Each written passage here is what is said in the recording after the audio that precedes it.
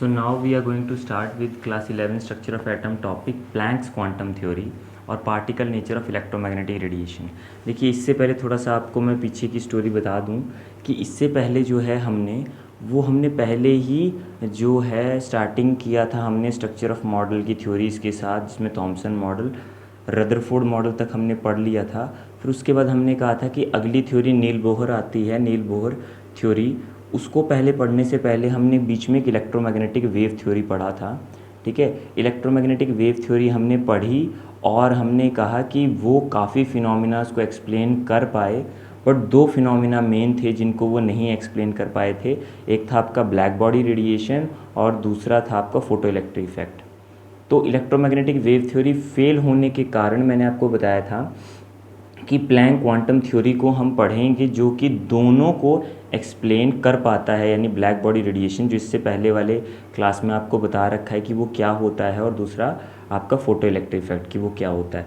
तो अब ये है आपकी प्लैंक क्वांटम थ्योरी, और ये आपके particle nature of electromagnetic radiation पे बेस्ड है।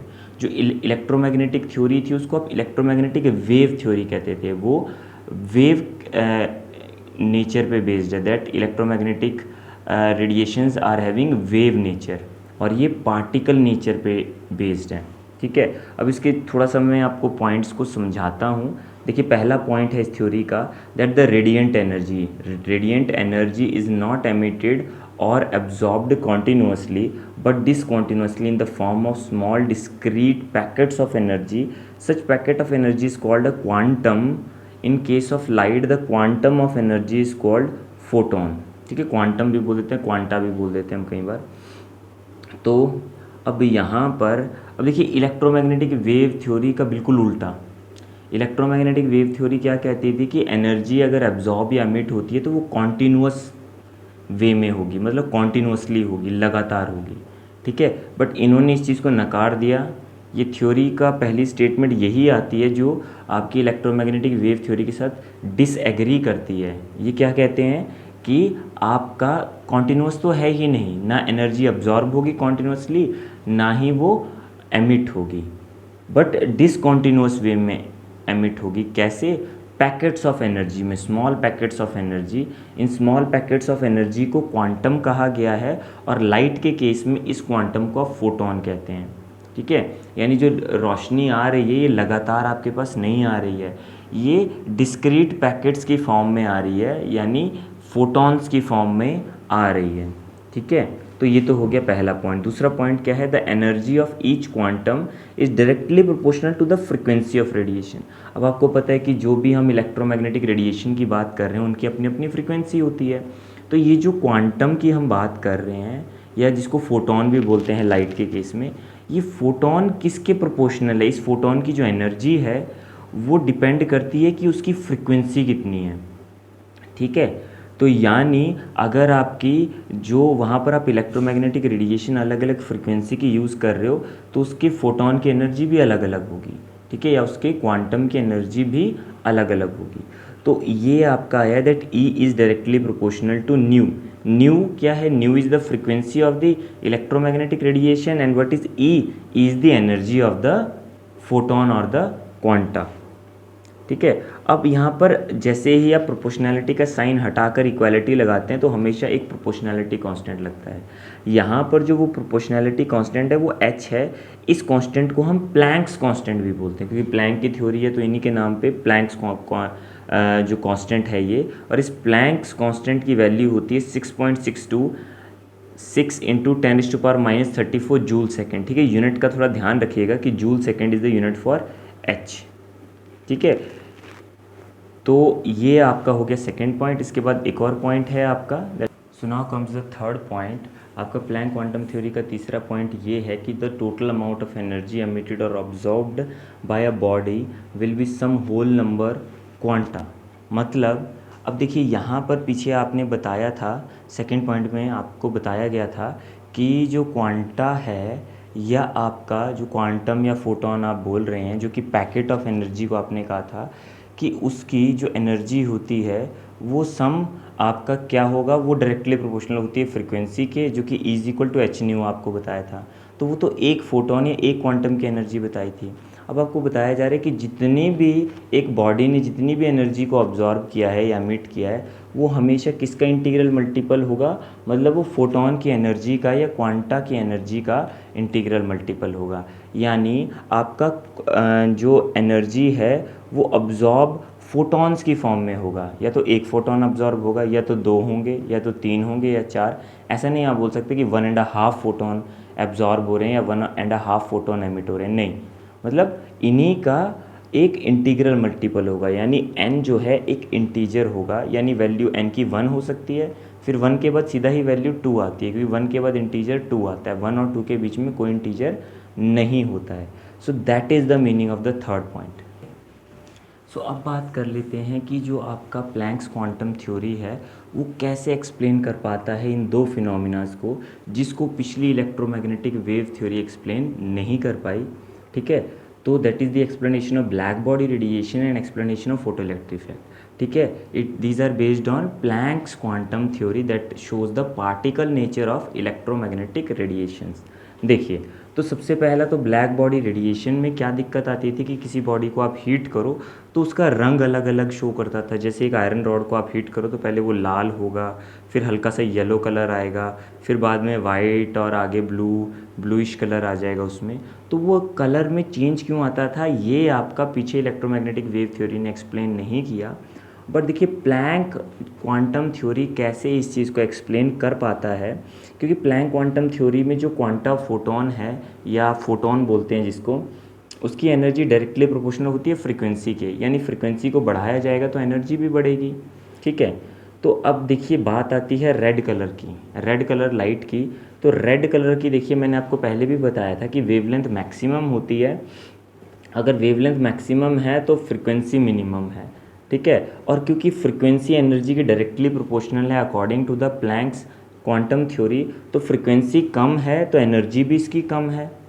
ठीक है, तो यानी जब आप कम टेम्परेचर रखेंगे तो कम टेम्परेचर पे बॉडी को एनर्जी जो है, बॉडी भी एनर्जी कम निकालेगी, और कम एनर्जी का मतलब है मिनिमम फ्रीक्वेंसी ऑफ रेडिएशन निकलेंगी, इसलिए रेड कलर पहले शो करता है।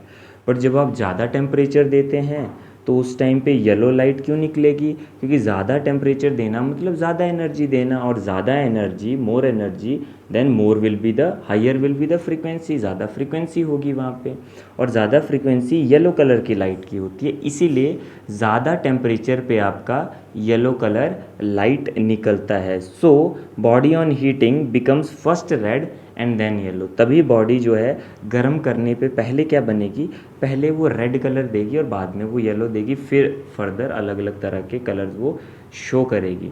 सो Planck's quantum theory was able to explain the black body radiations. उसके बाद आ जाइए आप, that how Planck quantum theory is able to explain the photo electric effect. अब फोटो इलेक्ट्रिक इफेक्ट में कुछ हल्का सा आइडिया मैंने आपको दिया था कि ऐसे एक मेटल सरफेस है, उसमें बाहर से रेडिएशंस आ रही हैं, कौन सी रेडिएशन आ रही हैं, इलेक्ट्रोमैग्नेटिक रेडिएशंस, वो मेटल पे टकराएंगी और मेटल से एक इलेक्ट्रॉन निकलेगा जिसको हम फोटो इलेक्ट्रॉन बोलते हैं। ठीक है, ये फिनोमिना था फोटो इलेक्ट्रिक इफेक्ट का। तो अब यहाँ पर प्लैंक्स क्वांटम थ्योरी ने क्या कहा कि देखिए कि वहाँ पर फोटोन आ रहा है, ठीक है, यानी क्वांटा ऑफ एनर्जी आ रहा है, एनर्जी कॉन्टिन्यूस नहीं है, पार्टिकल की फॉर्म में यानी फोटोन की फॉर्म में, पैकेट ऑफ एनर्जी की फॉर्म में एनर्जी आ रही है, और वो एक पैकेट आपके एक इलेक्ट्रॉन को निकालेगा। ठीक है, वो एक पैकेट एक इलेक्ट्रॉन को निकालेगा, तो होगा क्या कि जब इस एक पैकेट की एनर्जी इतनी होगी कि ये एक इलेक्ट्रॉन को निकाल पाए तभी वहाँ से इलेक्ट्रॉन निकलेगा। अगर इस एक पैकेट की एनर्जी कम होगी तो वहाँ पर इलेक्ट्रॉन नहीं निकलेगा। तो यानी यहाँ पर वो कॉन्सेप्ट ये एक्सप्लेन कर पाए मिनिमम फ्रीक्वेंसी का या थ्रेशोल्ड फ्रीक्वेंसी का, कि एक फ्रीक्वेंसी के ऊपर ही फोटो इलेक्ट्रिक इफेक्ट होता है, उस फ्रीक्वेंसी के नीचे फोटो इलेक्ट्रिक इफेक्ट नहीं होता। And this point was not and the electromagnetic wave theory was not able to explain this point। ठीक है, इलेक्ट्रोमैग्नेटिक वेव थ्योरी आपका इस पॉइंट को एक्सप्लेन नहीं कर पाए। अब बात कर लेते हैं दूसरा पॉइंट कि वहाँ पर जो इलेक्ट्रॉन निकलेगा तो उसकी एनर्जी कितनी होगी। ठीक है, तो यहाँ पर देखिए, जब आप एक फोटोन या क्वांटा ऑफ एनर्जी दे रहे हैं तो उस फोटोन की एनर्जी का, ये देखिए वहाँ पे मैंने एक सर्कल बना रखा है फोटोन के लिए, और ये जो सॉलिड जो मैंने बना रखा है, सॉलिड सर्कल को शेड कर रखा है, ये इलेक्ट्रॉन शो कर रहा है। तो यानी जो फोटोन आ रहा है तो वो एनर्जी अपने साथ लेके आ रहा है, ठीक है। तो वो एनर्जी का कुछ हिस्सा उस इलेक्ट्रॉन को निकालने में जाएगा और बाकी हिस्सा जो है उसको काइनेटिक एनर्जी देने में जाएगा। यानी जो जितनी भी एक्सेस एनर्जी होगी फोटोन के पास बची हुई, जो इलेक्ट्रॉन निकालने के बाद बच जाएगी, वो सारी की सारी वो उसे इम्पार्ट कर देगा, इलेक्ट्रॉन को दे देगा इन the form of kinetic energy. यानी कहने का मतलब है कि एनर्जी ऑफ फोटोन जितनी भी है आपकी, उसका एक हिस्सा रिक्वायर्ड होगा, h nu is equal to h nu naught plus half m v square. उसका एक हिस्सा रिक्वायर होगा इलेक्ट्रॉन को निकालने के लिए, और दूसरा हिस्सा रिक्वायर होगा उस इलेक्ट्रॉन को काइनेटिक एनर्जी देने के लिए, क्योंकि इलेक्ट्रॉन जो निकल रहा है वहाँ पे वो ये नहीं कि निकल कर रुक गया, वो निकल कर मूव कर रहा है। So that is the kinetic energy of the electron, ठीक है। अब तीसरा जो बहुत ही इंपॉर्टेंट है पॉइंट यहाँ पर, वो क्या है कि आपने देखा था कि इलेक्ट्रोमैग्नेटिक वेव थ्योरी ने ये कहा था कि अगर आप इंटेंसिटी को बढ़ा दें तो वहाँ पर क्या हो जाएगा, आपके नंबर ऑफ़ इलेक्ट्रॉन्स भी आपके क्या होंगे कि वहाँ पर आपका increasing intensity increases the number of photons but do not increase the energy of photon. तो वहाँ पर उन्होंने क्या कहा था इलेक्ट्रोमैग्नेटिक थ्योरी में कि अगर आप इंटेंसिटी को बढ़ा देंगे तो इंटेंसिटी को बढ़ाने से ही आपका जो है वो काम चल जाएगा, आपका फोटो इलेक्ट्रिक इफ़ेक्ट हो जाएगा, ठीक है। डिम रोशनी में नहीं होगा और ज़्यादा तेज़ रोशनी में हो जाएगा, ठीक है। तो उनका ये theory, that theory was not able to explain, क्योंकि वो पॉइंट गलत था वहाँ पे। अब फोटो इलेक्ट्रिक इफेक्ट को प्लैंक क्वांटम थ्योरी ने किस तरह से एक्सप्लेन किया, उन्होंने कहा कि देखिए एनर्जी को अगर आप इंटेंसिटी को बढ़ा रहे हैं तो इंटेंसिटी को बढ़ाना मतलब एनर्जी को बढ़ाना नहीं हुआ, इंटेंसिटी को बढ़ाना मतलब आप एक तरह से नंबर ऑफ़ फोटॉन्स को बढ़ा रहे हैं, आप फोटोन की एनर्जी को नहीं बढ़ा रहे, बस वहाँ पे नंबर ऑफ़ फोटोन ज़्यादा हो गए। अब नंबर ऑफ़ फोटोन ज़्यादा होंगे तो उससे नंबर ऑफ़ इलेक्ट्रॉन ज़्यादा निकलेंगे, ठीक है। बट इलेक्ट्रॉन की कितनी काइनेटिक एनर्जी ज़्यादा बढ़ेगी वो तो आपका फोटोन की एनर्जी पर ही डिपेंड करता है। जितनी एनर्जी फोटोन की ज़्यादा होगी उतनी ही काइनेटिक एनर्जी इलेक्ट्रॉन की ज़्यादा निकलेगी। सो इन दिस वे आपका Planck quantum theory was easily able to explain the black body radiation and the photo electric effects. अब यहाँ पर देख लीजिए numerical problem based on the Planck quantum theory and photo electric effect. तो यहाँ पर देख लीजिए जो फर्स्ट प्रॉब्लम है एनसीईआरटी बेस्ड है आपकी, 100 watt bulb emit monochromatic light. Monochromatic होता है सिंगल वेवलेंथ, ठीक है। अगर एक ही वेवलेंथ की रोशनी आती है तो उसको मोनोक्रोमेटिक वेवलेंथ हम बोलते हैं, मोनोक्रोमेटिक वेव बोलते हैं।